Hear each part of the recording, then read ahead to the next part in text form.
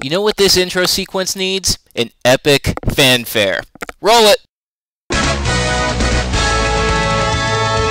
Welcome to the 1 Minute Rundown. I'm Octrinity, your host, and hey, that actually worked pretty well. Keep that around, alright? This time we're running down Mega Man X. I said in my Mega Man Classic episode we'd be coming back for more of this, so here it is. This is essentially the second generation of Mega Man, taking place about 100 years after the original series.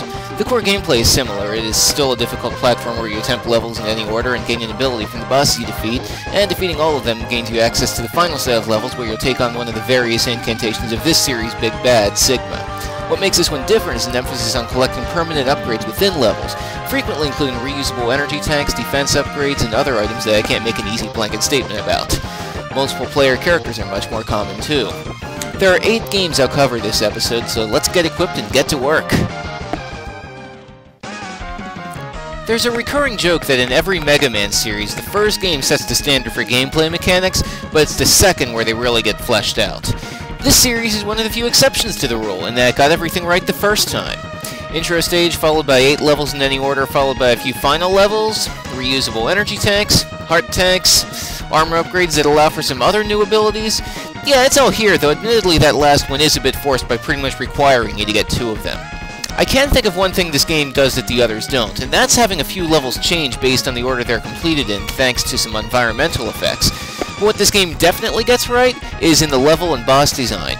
I'm trying to come up with anything bad or not fun, and pretty much anything that I'm thinking of can be circumvented with the right weapon usage.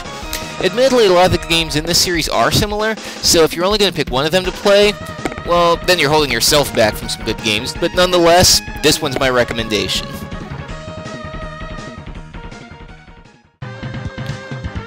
This is a hard game for me to really review, actually, at least if I'm running these in order. See, even as far as Mega Man games go, it's extremely similar to the last one. There's a side quest that requires you to defeat 3 optional bosses that are downgraded, at least in theory, versions of enemies you'll fight later in the game, but aside from that, the game just relies on new levels and new weapons to make itself stand out. Sometimes it does better, like with the weapon balance, and sometimes it does worse, like with the bosses. Perhaps this game's playing it a bit too safe, and while I'd like to dock at some points for it, really, it's still a solid game that I can't really do much but compare to the rest of the series, and for the most part, the comparison's favorable. Personally, I like the first game more, and if that one didn't do much for you, this one won't do much to change your mind. But if you did like it and want something more, this is about as close as you're gonna get to a remix of it. So here's where things start to expand. Zero is playable this time around as an assist character, where he starts out as strong as the previous games make him out to be, but doesn't learn any new abilities and can't fight bosses unless he's scripted to. So by the end of the game, he's pretty much pointless. We've also formalized ride armor, because let's face it, giant rideable mecha make most things cooler, though that only kicks in at certain points too. There are 8 other enhancements X can find, up from the usual 4, but half of them are really just powered up versions of the first half, and you can only claim 1 of them. And that's all well and good, but so many of these hidden items require a specific weapon or another part to find that you either need to revisit almost everywhere, or plan your route more around them than the actual boss weaknesses. To be fair, that's not entirely a bad thing, as it lends itself to a lot of different routes through the first half of the game. And as for the second half, well, it's probably one of the hardest out of these games, but it's all fair difficulty.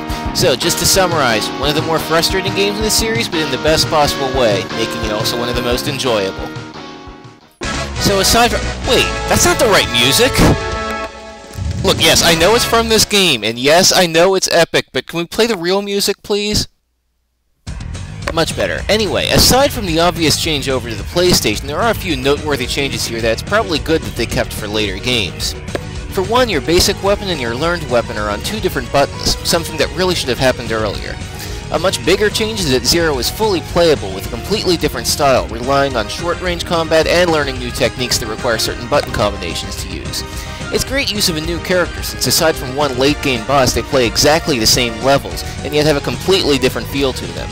Similar to Mega Man 8, levels are now split into 2 parts, and while they're not quite as long as that game's, they are still longer than the X games before this.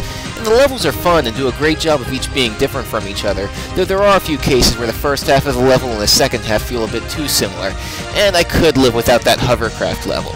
But really, any other complaints I could bring up here are really minor, so I'd put this as a very close second for the best game in this series.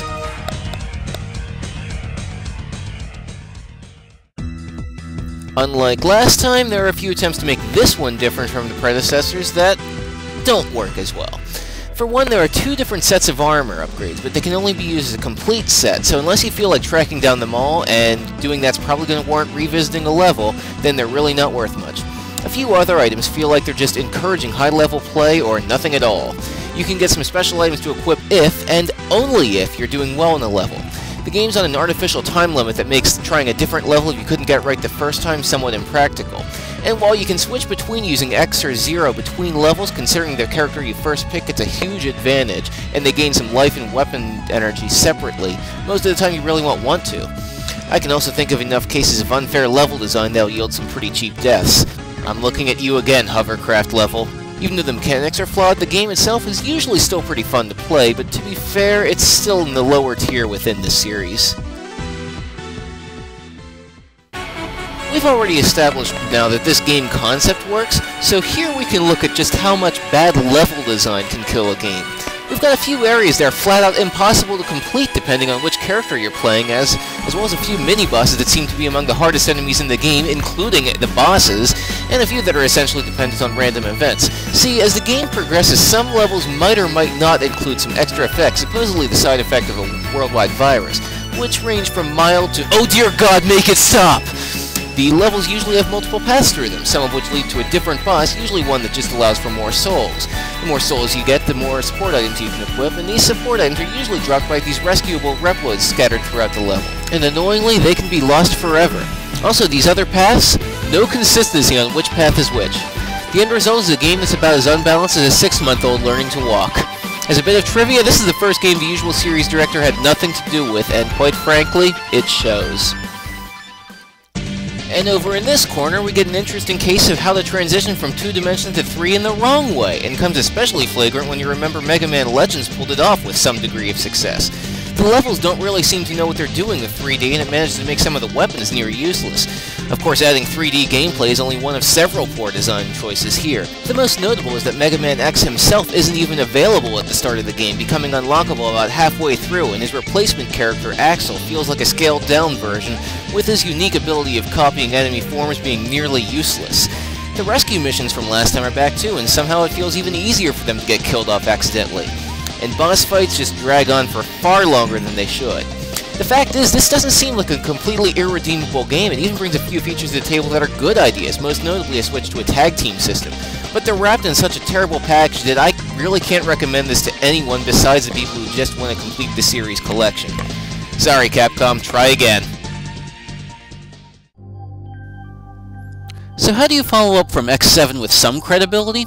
By taking the good features of the last game and working them into something closer to what the series did before. The third dimension, rescuable Reploids, and Axel being a near clone of X are all gone. Now Axel's fixed into one position while firing, but can shoot in any direction and acquires new guns after each boss.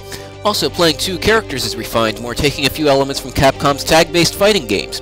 We've also added a currency system a little similar to the classic series, but the emphasis on collecting hidden items on stage is still stuck around, usually just looking for different things in the previous games.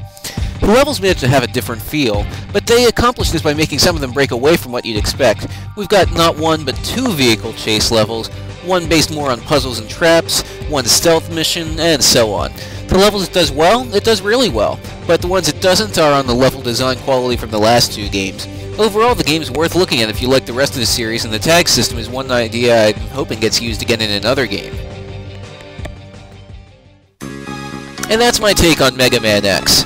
And like Mega Man Classic before this, most of the series is on one collection disc. If you like this series, you'll probably also like the original series if you haven't played it already. Check the archive for my review on that. And you might also like the Mega Man Zero games that followed the story from here on. 4 other Mega Man X games aren't in this video as well. 2 Game Boy Color side stories, a remake of the first game, and a JRPG spin-off. Technically, the series hasn't been completely finished, though one could make an argument otherwise, but nothing's on the radar as far as Mega Man X9. Then again, the classic series did come back after a 10-year hiatus, so I could be wrong. I'm certainly hoping I am. Anyway, check back in a couple weeks for the next episode of 1 Minute Rundown. For anyone who didn't find the hidden video, I took suggestions on what to do for this episode, so we'll find out what I thought of some of the games you probably like. See you then! And do yourself a favor and don't ever, under any circumstances, burn it to the ground.